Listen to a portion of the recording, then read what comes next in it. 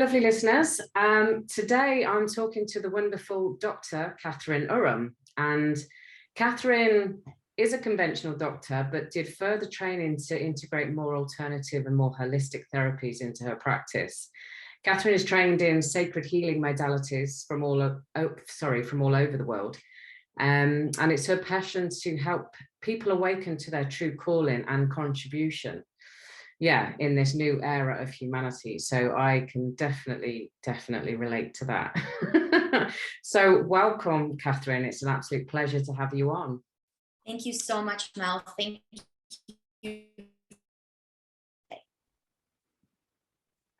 Sorry about that. Don't know if that's my internet or yours. Just bear with me.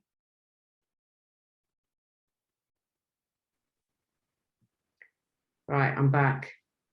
We're back. Sorry, I lost. You said can you just say thank you again for me? Yeah. Thank you so much, Mel, for having me today. You're very welcome. And Catherine, I'd love to hear more about your story. I'd love to hear how you got into being a doctor in the first place.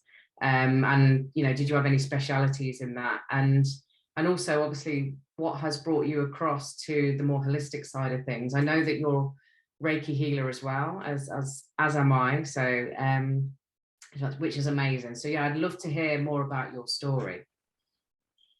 Well, Mel, so I'm a physician, and as you said, I'm a physician who started in conventional medicine, went to more alternative medicine and sacred healing practices, and now my whole focus is helping people connect with their hearts, with their deep calling, so they can contribute to a peaceful and loving society, which we all know is so important right now.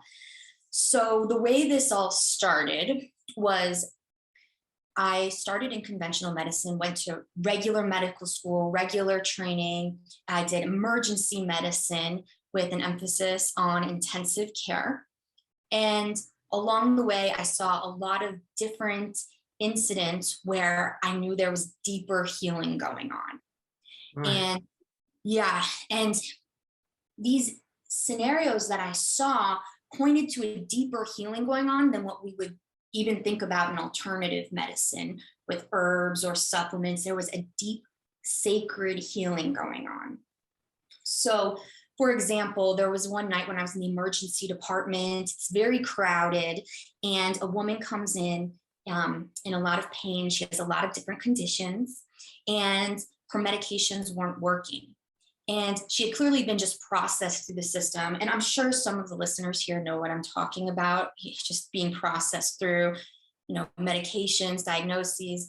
And it really occurred to me that if we could just listen to this woman and hear what she has to say in her heart, that she could probably get better if we could just give some full listening to her. So that really raised my awareness to something deeper going on. And then what happened was I did an integrative medicine fellowship, which is where you learn how to combine natural medicine and conventional medicine. And I also learned these different sacred practices from around the world. And I had a private practice where I was helping people heal from chronic conditions, from depression, fibromyalgia, autoimmune disorders. And over time, I noticed that people were connecting with something very deep and purposeful and spiritual when they were healing. And if you're listening to this and you've ever recovered from an illness, you know that when you get to the other side, when you recover, you feel a sense of aliveness. And so when I saw that happening in people over and over again, that really sparked my interest. What is that? Catherine, you mentioned about this woman in the emergency department. What do you mean when you say you saw something else going on? What did that look like or feel like? Sure. Great question, Mel. So as Reiki people, we can both understand this, and I'm sure a lot of your listeners are Reiki attuned as well. There's a feeling, right, that you get when healing starts to happen. You can feel your heart open. You can feel that loving energy start to flow. And a lot of us get different images or sensations. And so when we couple this with our intellectual knowledge about what's happening in a situation, sometimes we get these, moments of inspiration that are just clear as day, which I know you're tapping into with your clients, is those moments of inspiration that bring us out of this settled state and into an aliveness. Okay, so were you already, when you sensed that then, were you already attuned to Reiki? Yes, so I did Reiki before I went into conventional medicine. Ah, And yeah, and I, you know, it pointed to something quite interesting to me. We think generally that there's conventional medicine and there's alternative medicine, and the two don't mix. But one of the things that I've noticed through my practice is that there's one underlying healing energy that runs through everything. And if we can just connect with that, we can expand our awareness and access healing. And as you know, and as a lot of us know, it originates inside of ourselves, inside of our hearts. so how long ago, so you did the Reiki first, so how young were you when you did the Reiki, and then when did you become a doctor? Right. So I did the Reiki after college. And I had begun the search for different healing methods even before that. I had traveled around the world learning traditional healing practices in India and in Thailand and some other places. So it was really a step along the way. And the whole practice even started quite early. I was introduced to medicine by my family. And so the whole thing is very deeply connected to my sense of purpose and my heart. When you say you were introduced to medicine by your family, which medicine do you mean? Conventional medicine. Yeah. Have you got doctors in your family, have you? Yeah, I come from a lineage of physicians and surgeons.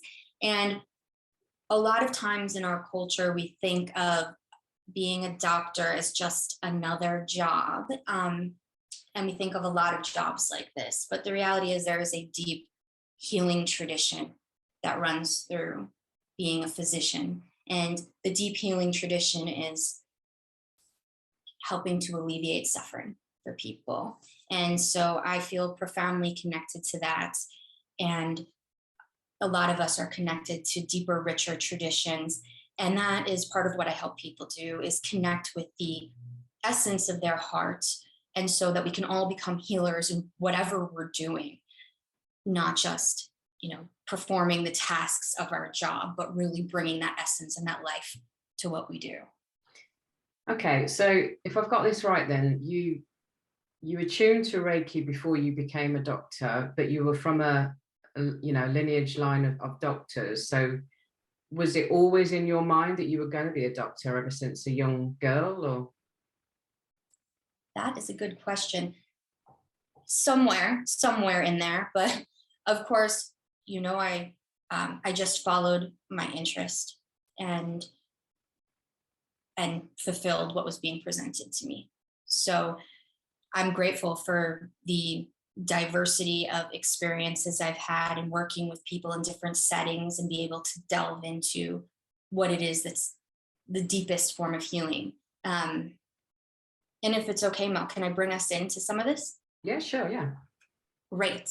So what we're going to do is we're going to connect with the essence of the heart. And so it's my experience, training, and understanding that all healing energy comes from within the heart. That's where our essence is. So we'll go in there. So if you're not driving and if you're somewhere comfortable, let's do this. So you can place your hands on your heart and close your eyes and put all of your awareness on your heart. And breathe into this place. And focus directly on the center of your heart. And allow it to open. Just putting all of your awareness there. And the key here, while we keep breathing into the heart, is to not think about the heart, but to feel it. Yes, put your thoughts there. Yes, put your mind there, but really feel the sensation there. You may experience a flowing or a gentleness. And you may be able to see a light coming through the center of your heart. And just continually focusing on the center. You may see a dot or a circle, just focusing on the center of your heart, breathing in there. If you see that light there, just allowing it to expand and open and really connecting with this place. Now, this place that we're connecting with is a real piece of energy anatomy that's known across cultures. This is the wellspring of healing. This is the essence. This is the thread of universal energy that exists in all of us. And we can come here whenever we want. And the more we come here and the more we cultivate this, the more it runs through our lives in ways that we don't even have to direct moment to moment with our minds, but just naturally flows healing energy through us. And resting here, knowing that whenever we want, we can just place our hands on the heart and it can help cultivate this. And when you're ready, you can come back up and we'll keep talking.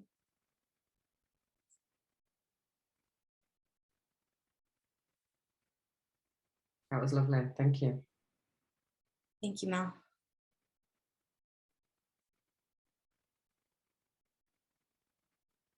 I still feel it, a real warmth, a real warmth across that. Me too.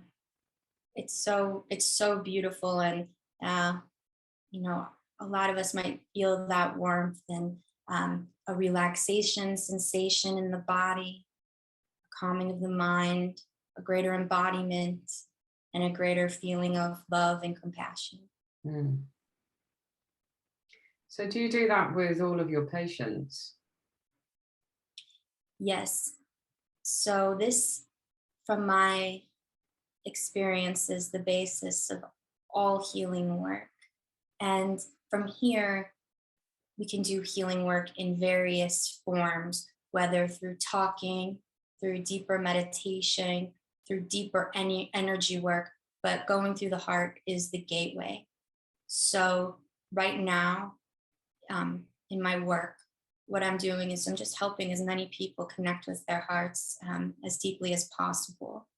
And so we do that through this meditation, and I'll give you the link, Mel. So if you're interested in this and this felt nice to you, you can access it and just keep doing it. And that's the mainstay of my work now, because it's, as you can tell, it's such a catch-all. It goes in so deeply to connect with your essence, that what's occurring in your body, your mind, and your outer world can just correct itself a little more naturally without taking care of each individual thing, but a deeper course correction. So I'm still intrigued and I'm still curious, because I suppose my own perception, subjectivity, doesn't put a general physician with Reiki. The two always seem to be very different. You've got your Western medicine, you've got your Eastern medicine. So are you still working as a general physician? I don't know what your specialty is. Did you say it was emergency work or? It was emergency. I was in emergency medicine, and then I went into integrative medicine, which is the combination of natural and conventional medicine. So is that a thing in America then? Because I didn't know that was a thing. Okay. Yes, it's a specialty, and it is a really great specialty because, as we know, so many of us are interested in alternative medicine, and we need safe and effective ways to combine those things. I'm no longer seeing patients. I'm moving into this space of how can we connect deeply for a more peaceful collective future. So this is just the focus of what I'm doing right now. So you're not working in general surgeries or hospitals anymore? No. You've got your own sort of clinic, if you like. Yes. And right now, the main thing that I'm doing is just helping to connect people with the heart through this meditation. So to fill in the story for you, so after emergency, I did the integrative medicine fellowship, and then I had a practice like that for a while. And in that practice, I treated lots of different conditions with conventional and alternative medicine, looking at the medical, emotional, and spiritual aspects of what was going on with people. And then over time, that moved more into a more spiritual based healing practice, helping people with self-discovery and spiritual growth and finding their purpose. And now it's transitioning to a more kind of collective healing. And do you have particular people that you work with, or is it just whoever seems to be attracted? Yeah, that's a really good question. So over the years, I've noticed that there is a certain thread of people that comes in. And I'm sure a lot of the people that listen to your podcast are kind of in this thread of self-discovery, of inquiry and discovery and spiritual growth. And I noticed this when I had a medical practice too, is, people came in with their different medical conditions, and people responded to different styles of treatment, right? So let's take depression, for example. I used to treat people with depression. Some people would come in, and medication would be good for them. Some people needed something a little bit lighter, like a supplement or an herb. Some people, even something lighter, like an energy treatments or a homeopathic. So we all respond to different things. And it's my understanding and experience that comes from our orientation in consciousness, or our level of consciousness. Of course, there are different severities of biological disease that need different styles of treatment. But for a lot of things, we respond based on our kind of level of consciousness and what we're interested in for some issues. And so, the same thing holds true when it comes to personal development and spiritual growth. We all have different orientations and levels of refinement, which we're interested in and which we respond to. Okay. So you mentioned obviously in your bio about this new era that we find ourselves in. I'd like to hear a little bit of your viewpoint on that. What does that feel like and look like to you? That's a very good question. So when we look at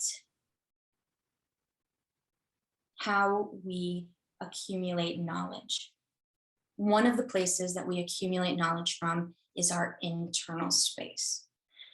And this has become increasingly more important. As we know, our internal guidance is indispensable. And it's my experience that helping people discover their internal guidance is what helps bring people to greater wellness and sense of purpose. Now, that internal guidance, as you know, Mel, is not entirely mental. And most of the time it's not. That's part of why we do Reiki. Like when you start off a Reiki session, for example, one of the things you ask is to allow your personality and ego to step to the side and allow the deeper Reiki energy to come through. And that energy is not mental. That energy is spiritual. It's of essence. It comes from the heart. And so the more we can uncover that for ourselves individually, the more we have an opportunity to experience that wholeness as individuals and then come together collectively. And so thinking about this new era that we're in, it's that ability to listen to ourselves, that responsibility for our own individual healing, that we can contribute to a peaceful collective for a brighter future. We have, the ability as human beings to choose what road we're going to go down, what our future is going to look like for our species and for the planet.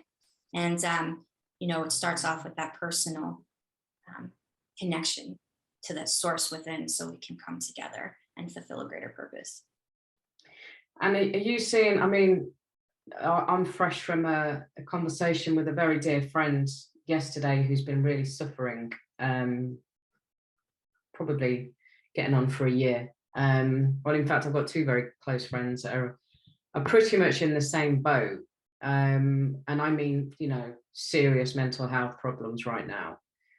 And to me, it feels like, you know, this pandemic that we've found ourselves in is creating more mental health problems than actual viral problems.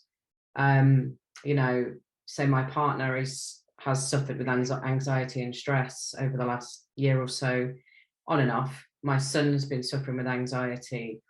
I know of people that have started to get to a point where they can't even go out the door. They're feeling, you know, like overwhelmed. Have you seen that sort of thing with the people that you're treating? Absolutely. So that a lot of us had that opportunity in the pandemic when we were in the quarantine. A lot of people had a lot of time at home, a lot of opportunity to delve into that deeper development. So I did see a lot of that, and a lot of deep growth that's still going on. It's still a wave that's happening. You know, a lot of people are suffering, like you said. At the same time, there's a lot of opportunity for growth in there. And are you finding that what you're able to offer those people is enough? You know, I gave my friend yesterday a reiki session, and she was like, when I first got there, she couldn't stop crying, and the sheer sadness was just coming out of her, and it was painful to watch. And I asked her if she wanted some reiki, and she said she did. And after the session, she said, and she, by the way, she's a declared atheist, and me and her have had many debates over the years about my spirituality, and she's just not like that at all.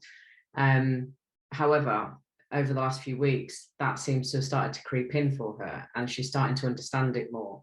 And at the end of it, she was like, wow, that has actually made me feel better. And I said, well, it will, you know, it will. It's a nice, gentle healing. It's there to calm the system and help.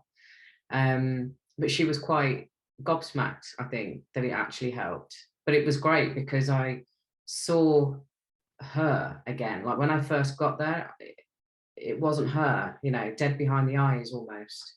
And then I saw glimpses of her again. Now I know she's on a long road, and I know one session of Reiki is not going to change her world. But I guess my question is, with the severity of some people's mental states, what would you be offering to those? Or is that a case of there's conventional and holistic still, or how would you approach it? Right. So there's a lot in what you were just describing with your friend.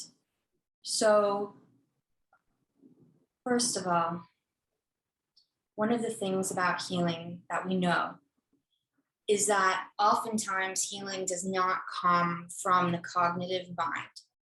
Yes, like conventional therapies, you need to think, and you need to work through intellectual knowledge. But when it comes to the deeper process of healing with energy and spirit, it's not a cognitive process. If we knew what was going to heal us, we'd be healed a lot of times. I had a technique I was using in my practice for a while, where I would people would come in and lie on the treatment table, and we would do a healing session, and we would get into these really healing states. So, you know, if you're receiving energy work like Reiki, one of the things that happens is your heart rate slows down, your blood pressure decreases, your mind clears. Sometimes we can get into heart coherence as well. And it's just this really soothing state for the body and the mind. And I found that when I would bring people into this state, I could ask them what they needed to help them heal. And so often people could tell me just what they needed. It was as if we reduced the fuzz in what was going on, that this deeper clarity could come through. And I saw really clearly that's how innate wisdom really works. And so to answer your question, everybody's situation is different in what they need. And everyone has different individual factors. But what I can tell you is that there's a deep knowing that we can connect with, and a deep essence. And if we start looking to that a little bit more, we can alleviate some of our reliance on outside healers and substances, medications, diets, programs, because a lot of this is just pointing to something deeper in ourselves. Now, I'm not taking away from the necessity for medical treatment at times, but what I am saying is that when we're looking for things to feel better, we're often looking for something to fix what's wrong with us. And a lot of times there's not anything actually wrong with us. So we need to find what's right about ourselves, and only we can do that. You can't pay someone or buy something to show that to you. You just need to discover that for yourself. And that's part of why I love bringing people into the heart state through this meditation in various forms, because over time that really cultivates, and that naturalness of what is right about ourselves, that essence of ourselves, our position within the universe, that becomes very clear to us. And that's really the process of healing, is realizing our position in the universe. And when we see how that's inherently right and that's inherently perfect, then we feel better. And that's really the only way to feel better, is when you realize the perfection of your experience. The things that we consider good and the things that we consider bad, just realizing the perfection, and that starts inside. In all of it, yeah, that was very much the conversation I was trying to have with my friend yesterday. Just being okay with where you're at, don't make it wrong. A lot of her language was, I should be doing this, I need to get off my ass, but she's just got no energy and no focus. And I just said, that's okay. Be kind to yourself. You need to just be kind to yourself. And it's really hard because we've been brought up in a completely different way to that, haven't we? Absolutely. It's a little bit of a retraining and finding that new way, but ultimately it's worth it. Yeah. So what does the future look like for you? Do you have any sort of other goals? I don't particularly like that word, but you know what I mean. Any other plans, any other ideas that you want to bring to fruition in terms of the healing, or anything else? At this point, I'm just working with as many people as I can to help them connect with the heart center. And so again, if you're listening to this, just connect with that meditation. And then it'll help you stay in the loop. And then there's going to be developments over time as well of how to connect with the heart more and to bring our essence to fruition in the world. Okay. So if people want to know more about Catherine, where would they go? Sure. I have a website, and I'll give you the link. And you can visit the website and check it out. And if it resonates. Do you want to say the name? I will put it in the show notes, but do you want to say the name here? Sure. It's CatherineUram MD.com at this point in time. Yeah. Okay, cool. And is there any parting words, anything you'd like to say to the audience that you feel inspired to share? Yes. Thanks, Mel. If you would all feel a calling or an inkling in your heart, it may feel like a light fluttering. It may feel like an innate knowing. It may look like a little light or some kind of image. And if you feel that, allow it to grow and follow it, because you will not only benefit your life, but everyone else's and the future to come. Oh, yeah. Beautiful. Thank you, Catherine. Thank you so much. It's been a pleasure to meet you. I loved the meditation, and Yeah, and I will be doing that again. And I wish you all the best in connecting with as many people as you can, because God knows the world needs it right now. Thank you.